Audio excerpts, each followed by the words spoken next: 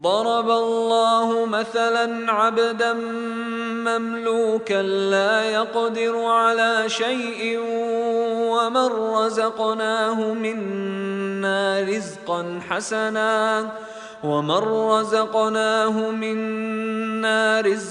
حسنا فهو ينفق منه سرا وجهرا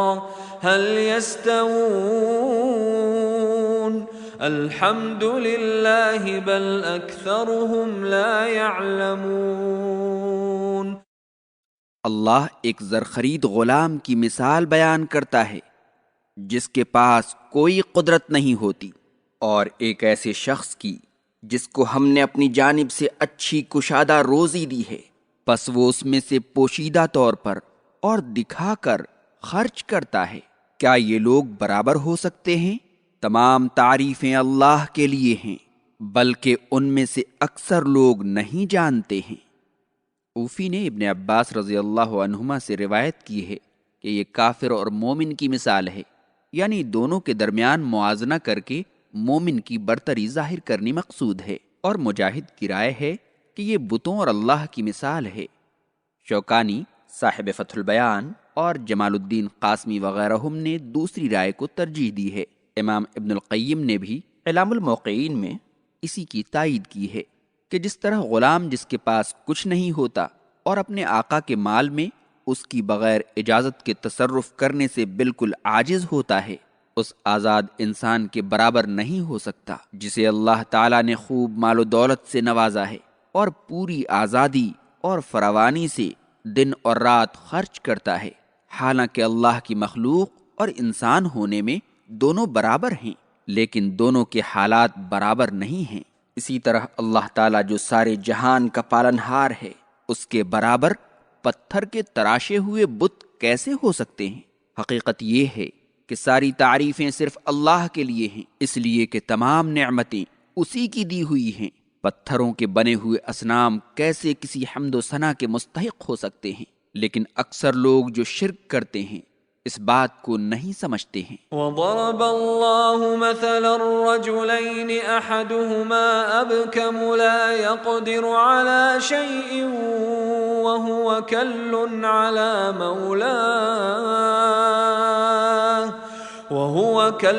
على مولاه أينما يوجهه لا يأت بخير هل يستوي هو ومن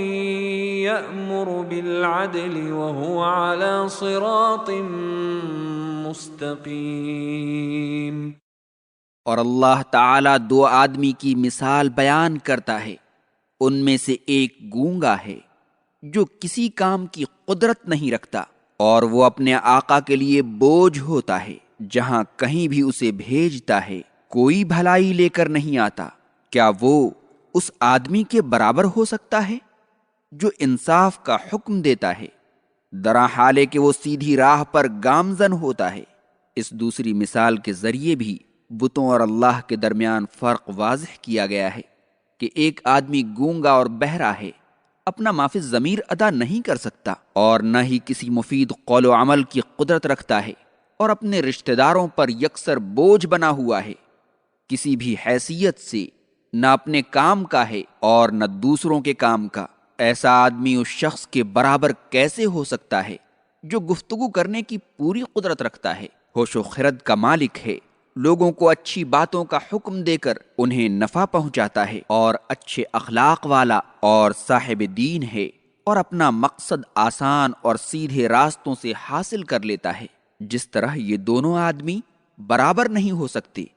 اسی طرح اللہ تعالیٰ جو خالق کائنات ہے، اس کے برابر وہ پتھر کے بت کیسے ہو سکتے ہیں جنہیں بت پرست ایک جگہ سے دوسری جگہ ڈھوتا پھرتا ہے، اور وہ اس کے لیے بوجھ بنے ہوئے ہیں، نہ اسے نفع پہنچا سکتے ہیں اور نہ نقصان۔ وَلِلَّهِ غَيْبُ السَّمَاوَاتِ وَالْأَرْضِ وَمَا أَمْرُ السَّاعَةِ إِلَّا كَلَمْحِ الْبَصَرِ أَوْ هُوَ أَقْرَبُ إِنَّ اللَّهَ عَلَى كُلِّ شَيْءٍ قَدِيرٌ۔ اور آسمانوں اور زمین کے غیبی امور کا علم صرف اللہ کو ہے، اور قیامت کا آنا آنکھ جھپکنے کی مانند ہوگا یا اس سے بھی زیادہ قریب ہوگا۔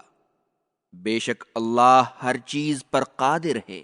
اس آیت کریمہ میں یا تو مشرکین مکہ کا جواب دیا گیا ہے جو قیامت آنے کی بڑی جلدی مچاتے تھے، یا اللہ تعالیٰ نے اپنا کمال علم و قدرت بیان فرمایا ہے، اور دونوں صورتوں میں اس بات کی طرف اشارہ ہے کہ مشرکوں کے جھوٹے معبود غیب کی کوئی خبر نہیں رکھتے، اور قیامت کب اور کیسے آئے گی ان باتوں کا انہیں کوئی علم نہیں ہے۔ آیت کا مفہوم یہ ہے کہ آسمانوں اور زمین میں بندوں سے متعلق جتنی باتیں، فیصلے اور احکام پوشیدہ ہیں، ان سب کا علم صرف اللہ کو ہے۔ اسی ضمن میں قیامت کا علم بھی ہے، اور جب اس کا وقت آ جائے گا تو پلک جھپکتے آ جائے گی یا اس سے بھی تیزی کے ساتھ واقع ہو جائے گی، اس لیے کہ اللہ ہر چیز پر قادر ہے۔ واللہ اخرجکم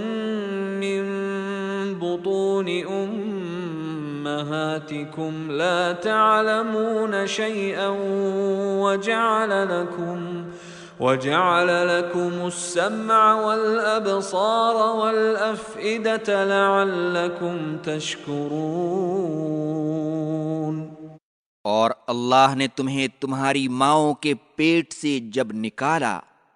تو تم کچھ بھی نہیں جانتے تھے، اور اس نے تمہارے لیے کان، آنکھیں اور دل بنایا